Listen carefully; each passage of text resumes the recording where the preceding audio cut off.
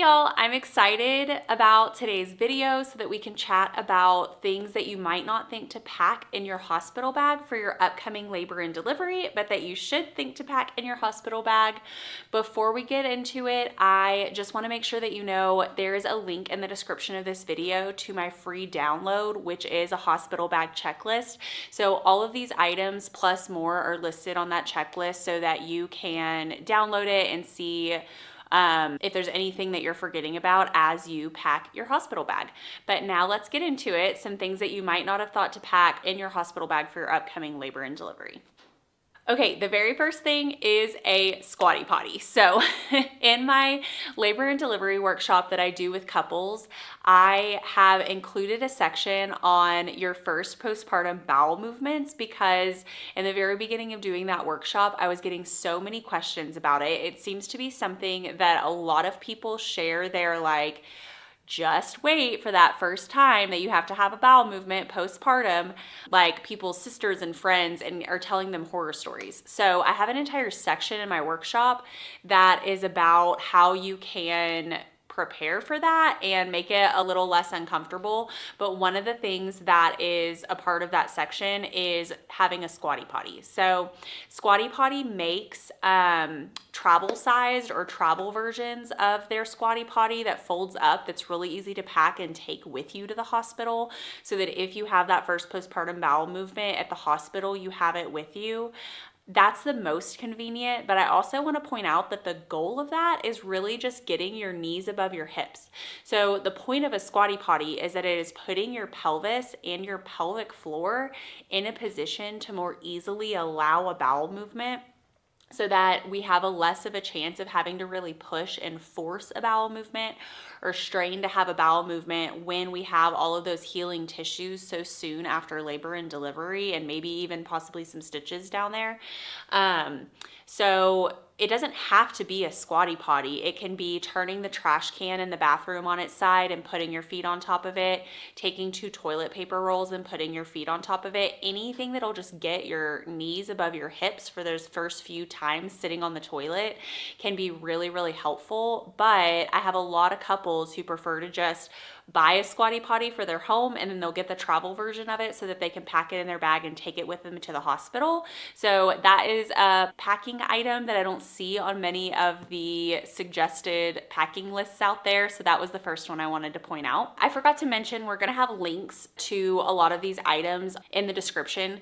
So check out the links in the description of this video if you're kind of confused on what I'm talking about. You can see pictures or examples of what I'm suggesting.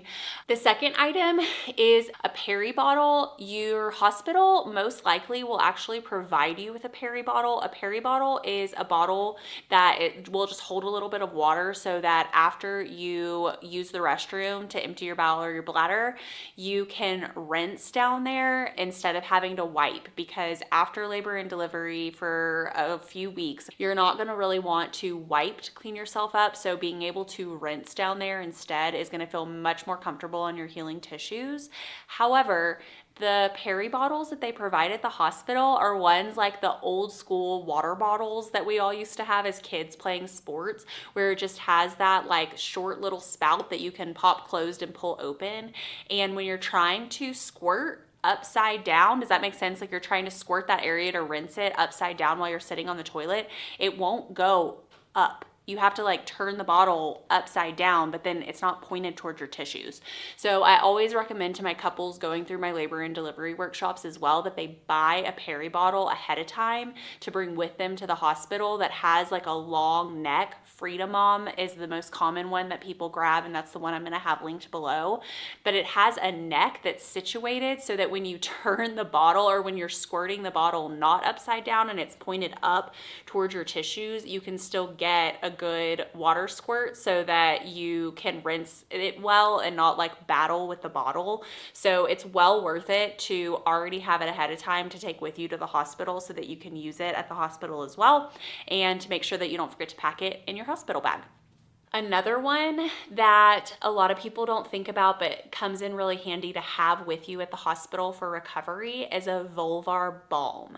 So a vulvar balm is a moisturizer. I like to equate it to chapstick for your vulva, but it's a moisturizer that you can use on the outside tissues of your vulva just to give it a little bit of moisture when those tissues are healing.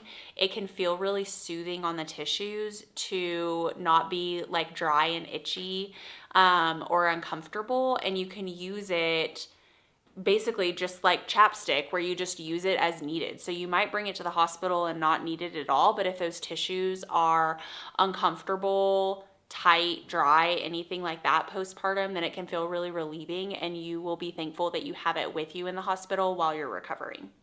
Something that I want you to make sure that you don't forget is whatever version of a birthing plan that you have, that you and your partner have talked through and that you figured out. So even if you're not someone who has looked into every single like in and out option that you have for labor and delivery, I still want to really encourage you to have some sort of a birthing plan or something written down that will help you communicate with your birthing team the things that are a priority to you. So even if you don't have every single thing mapped out, even if you're not someone that's like, I for sure want an unmedicated vaginal low intervention birth, like all of those things, obviously if that's you, you're going to have much more of a birthing plan and a lot more preferences that are important to you. But even if that's not you, there probably are some things that are going to be preferences to you, like what's the vibe in the room that you want? What do you want the lighting to be? Who are you okay with and not okay with being in the room while you're laboring or while you're delivering? What are things that you want to happen immediately after you deliver your baby? Do you want that immediate skin to skin? In the case of some other things going on during labor and delivery that maybe you didn't plan for, what are your preferences should those situations arise? So something like that that is written down that you can reference and that your partner or your doula or whoever is assisting with your birth can use to communicate your wishes with the birthing team. Doing that ahead of time, but then especially making sure you don't forget to pack it and bring it with you for labor and delivery can really just ensure that you feel a little bit more in control of and like you get to have the birth experience that you want. Also, in the link of this description, I have a birth wishes worksheet, and it's a pretty detailed one, and I'll tell couples use it as a way to see like what do we actually care about. And when you come across sections that you're like, you know what, we don't have a strong opinion on this, great, skip it. But you'll come across some that you're like, ooh, actually we do have a strong opinion on what we would want in this situation. So the link to that again, it's another free download, so you can use it as a resource for you and your partner to go through and work through together. And then just remember to pack it for your labor and delivery so that you can give it to your birth team, whoever is present for your birth at the time at the hospital, have it with you so that you can communicate those preferences to whoever is in the room helping you on that day. The last thing that I want to point out that not a lot of people think about is to pack some sort of hard candy or like a cough drop or lozenge.